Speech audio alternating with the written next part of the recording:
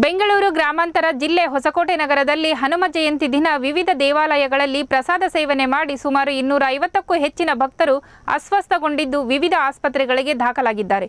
ಹೊಸಕೋಟೆ ನಗರದ ಸರ್ಕಾರಿ ಆಸ್ಪತ್ರೆ ಹಾಗೂ ಎಂಬಿಜಿ ಆಸ್ಪತ್ರೆಯಲ್ಲಿ ದಾಖಲಾಗಿರುವಂತಹ ಅಸ್ವಸ್ಥ ರೋಗಿಗಳನ್ನು ಮಾಜಿ ಸಚಿವ ಹಾಗೂ ಹಾಲಿ ವಿಧಾನ ಪರಿಷತ್ ಸದಸ್ಯ ಎಂಟಿಬಿ ನಾಗರಾಜ್ ಅವರು ಭೇಟಿ ನೀಡಿ ಆರೋಗ್ಯವನ್ನು ವಿಚಾರಿಸಿ ಆತ್ಮವಿಶ್ವಾಸ ತುಂಬಿದ್ದಾರೆ. ಈ ಸಂದರ್ಭದಲ್ಲಿ ಸುದ್ದಿಗಾರರೊಂದಿಗೆ ಮಾತನಾಡಿದ ಅವರು, ಹನುಮ ಜಯಂತಿ ಸಂದರ್ಭದಲ್ಲಿ ಅಚಾನಕ್ ಆಗಿ ಈ ರೀತಿ ಒಂದು ಘಟನೆ ನಡೆದಿದೆ. ಆದ್ದರಿಂದ ರೋಗಿಗಳಿಗೆ ಸೂಕ್ತವಾದ ಚಿಕಿತ್ಸೆಯನ್ನು ಕೊಡಿಸಲಾಗುತ್ತಿದೆ. ನಾನು ಕೂಡ ಆಸ್ಪತ್ರೆಗೆ ಭೇಟಿ ನೀಡಿ ರೋಗಿಗಳಿಗೆ ಆತ್ಮಸ್ಥೈರ್ಯವನ್ನು ತುಂಬಿದ್ದೇನೆ. ಆರೋಗ್ಯ ಅಧಿಕಾರಿಗಳು ತ್ವರಿತವಾಗಿ ತನಿಖೆ ನಡೆಸುವುದರ ಮೂಲಕ ಈ ಒಂದು ಘಟನೆಗೆ ಕಾರಣ ಏನೆಂದು ಪತ್ತೆ ಹಚ್ಚುವ ಕೆಲಸ ಆಗಬೇಕು ಎಂದರು.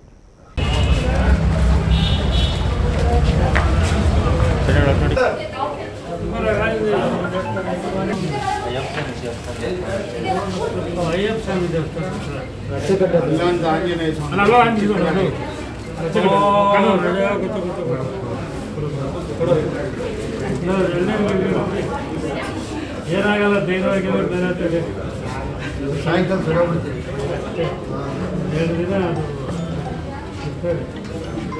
ಓಕೆ.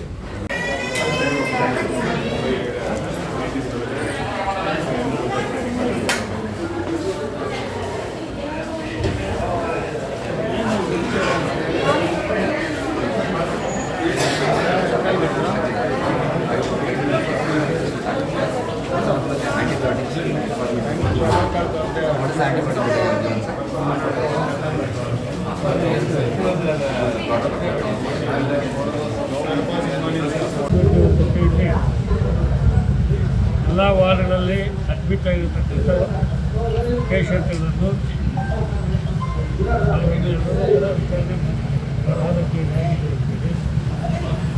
ಎಲ್ಲ ರೀತಿಯ ಚಿಕಿತ್ಸೆಯನ್ನು ಈಗಾಗಲೇ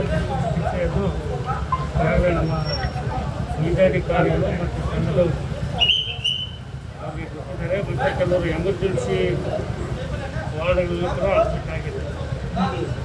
ಈಗ ನಮ್ಮ ಪ್ರಬೋಧರು ಮತ್ತು ಆಂಜೂರಜಿಯವರು ಎಲ್ಲ ವಾರ್ಡ್ಗಳಲ್ಲಿ ಅಡ್ಮಿಟ್ ಆಗಿರೋಂಥ ಪೇಷಂಟ್ಗಳ ವಿಚಾರಣೆ ಮಾಡಿದ್ದಾರೆ. ಅವರ ಆರೋಗ್ಯ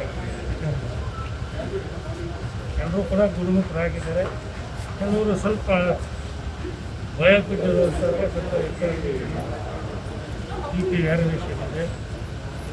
ಅದನ್ನು ಕೂಡ ಈಗಾಗಲೇ ಸೂಕ್ತ ಚಿಕಿತ್ಸೆಯನ್ನು ಈಗಾಗಲೇ ನಮ್ಮ ವೈದ್ಯಾಧಿಕಾರಿಗಳು ಕೊಡ್ತಾ ಇದ್ದಾರೆ.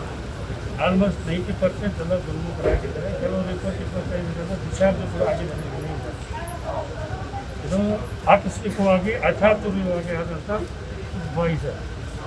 ನಿನ್ನೆ ನಡೆದಂಥ ಹನುಮಂತ ಜಯಂತ್ಯೋತ್ಸವ ಹಾಗೆ ವೈಕುಂಠ ಏಕಾದಶಿ ಸುಮಾರು 5-6 ದೇವಸ್ಥಾನಗಳಲ್ಲಿ ಪ್ರಸಾದ ವಿನಿಯೋಗ ಮಾಡುವಂಥ ಭಕ್ತರಿಗೆ ಕೆಲವರಿಗೆ ಫುಡ್ ಪಾಯ್ಸನ್ ಆಗಿದೆ, ಕೆಲವರಿಗೆ ಏನು ಆಗಿಲ್ಲ.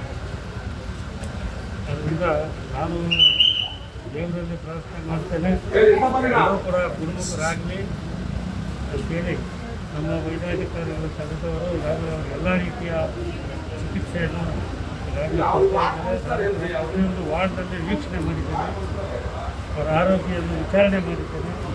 ಅವರೆಲ್ಲರೂ ಕೂಡ ಈಗಾಗಲೇ ಗುಣಮುಖರಾಗಿದ್ದಾರೆ. ಇನ್ನು ಕೆಲವರಿಗೆ ಇನ್ನೂ ಹೋಗಬೇಕು, ಚಿಕಿತ್ಸೆಯನ್ನು ಮುಂದುವರಿಸುತ್ತಾರೆ.